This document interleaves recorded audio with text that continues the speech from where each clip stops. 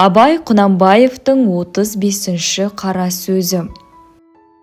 Мақшарға барғанда Құдай тағала қажы, молда, сопы, жомарт, шейіт соларды қатар қойып сұрар дейді.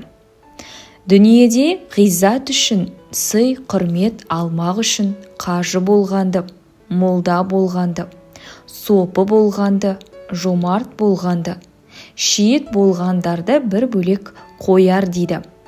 Ахиретке бола бір ғана Құдай тағаланың разылығын таппақ үшін болғандарды бір бөлек қояр дейді. Дүние үшін болғандарға айтар дейді. Сендер дүниеде қажеке, молдеке, сопеке, мырзеке, батыреке аталмақ үшін өнер қылып едіңдер. Ол дүниең мұнда жоқ. Сендердің ол қызықты дүниең харап болған, сонымен қылған өнерлеріңде бітті.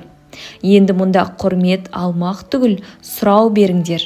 Мал бердім, өмір бердім, не үшін сол малдарыңды, өмірлеріңді бетіңе ахиретті ұстап, дін ниетің дүниеде тұрып, жұртты алдамақ үшін сарп қылдыңдар деп. Ана шын ниетменен орын тауып, бір Құдайдың разылығы үшін өнер қылғандарға айтар дейді. Сендер бір ғана менің разылығымды іздеп, малдарыңды, өмірлеріңді сарып қылып едіңдер. Мен разы болдым.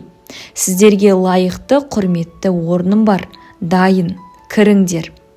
Һәм ол разылықтарыңнан басқа осы мақшар ішінде сендердің осы қылғаныңа өзі қылмаса да іші еріп, ынтық болған достарың табылса, шафағат қылыңдар деп айтар дейді.